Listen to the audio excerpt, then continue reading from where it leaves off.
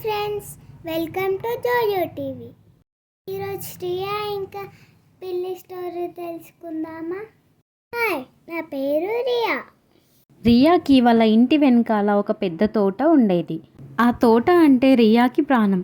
ఎందుకో తెలుసా? ఆ తోటలో కేవలం చెట్లు మాత్రమే కాదు, అక్కడ ప్రతిరోజు ఉదయం ఒక అద్భుతం జరిగేది. రోజు ఉదయం అవ్వగానే ఆకాశం నుండి రంగురంగుల పక్షులు గుంపులు గుంపులుగా ఆ తోటలోకి వచ్చేవి. ఆ పక్షుల కోసం రియా చిన్న చిన్న గిన్నెల్లో నీళ్లు ఇంకా గింజలు పెట్టేది. అవి వచ్చి తింటుంటే చూసి రియా చాలా మురిసిపోయేది. అదే ఇంట్లో రియాకి ఒక ప్రాణ స్నేహితుడు ఉన్నాడు. అదెవరో కాదు, నా ఫ్రెండ్ టామ్ అనే పిల్లి. టామ్ నల్లగా ఉండేది, కానీ అది నాకు చాలా ఇష్టం. ఆ టామ్ రియా ఎక్కడికి వెళ్తే అక్కడికి వెళ్ళేది. రాత్రిపూట రియా పక్కనే పడుకునేది. రియాకి టామ్ అన్న ఆ పక్షులన్న సమానమైన ప్రేమ ఉండేది. కానీ ఇక్కడే ఒక చిన్న సమస్య వచ్చింది. పిల్లులకు సహజంగానే పక్షులను వేటాడటం అంటే చాలా ఇష్టం. టామ్ కూడా అదే చేసేది. పక్షులు తోటలోకి రాగానే వాటిని వేటాడడానికి వెళ్ళేది. అలా టామ్ రాగానే అన్ని పక్షులు ఎగిరిపోయేవి. అలా టామ్ ఒకరోజు ఒక చిన్న నీలం రంగు పక్షిని పట్టుకోబోయింది. ఆ పక్షి భయంతో గట్టిగా అరిచి ఎగిరిపోయింది. అది చూసిన రియా చాలా బాధపడుతుంది. అయ్యో, నా టామ్ పక్షులను భయపెడుతుంది. పక్షులు రావడం మానేస్తే నా తోట వెలవెలబోతుంది అని రియా బాధపడుతుంది. రియా చాలా ఆలోచిస్తుంది. పిల్లి పక్షుల దగ్గరికి వెళ్ళేటప్పుడు పక్షులకు తెలిసేలా ఏదైనా చెయ్యాలి అని అనుకుంటుంది.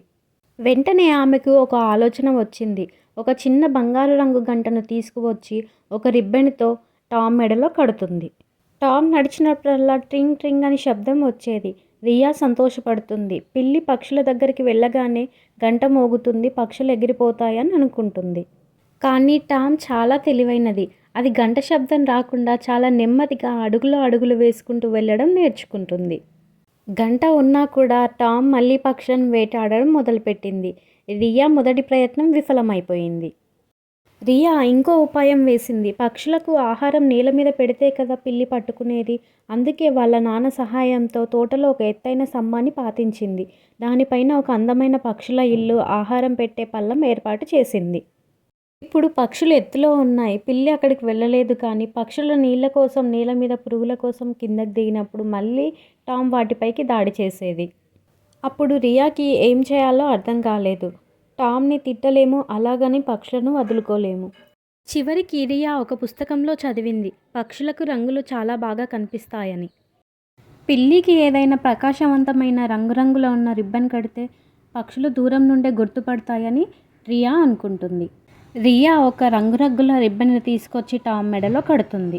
ఇప్పుడు టామ్ తోటలోకి వెళ్తే ఆ గడ్డిలో దూరం నుండే ఆ ప్రకాశవంతమైన రంగులు పక్షులకు కనిపిస్తున్నాయి. టామ్ ఎంత నిశ్శబ్దంగా వచ్చినా ఆ మెరిసే రంగులను చూడగానే పక్షులు హెచ్చరికగా ఎవరో వస్తున్నారని అరుస్తూ ఎగిరిపోయేవి. కొన్ని రోజుల తర్వాత టామ్కి అర్థమైపోయింది, నేను ఎంత ప్రయత్నించినా ఈ పక్షులు నాకు దొరకవు అని. మెల్లగా టామ్ వాటిని వేటాడడం మానేసింది. ఇప్పుడు తోటలో టామ్ ఒక పక్కన ఎండలో పడుకొని ఉంటే పక్షులు దాని చుట్టూ భయం లేకుండా తిరుగుతున్నాయి. రియా ఇప్పుడు చాలా సంతోషంగా ఉంది. ఆమెకు తన ముద్దుల పిల్లి ఉంది, అలాగే ఇష్టమైన ఇంద్రధనుసు పక్షులు ఉన్నాయి. తోట అంతా పక్షుల పాటలతో, పిల్లి అరుపులతో ఒక అందమైన లోకంగా మారిపోయింది. పిల్లలు, ఈ కథ నచ్చిందా?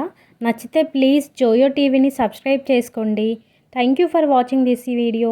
Please like, share, subscribe to Joyo TV.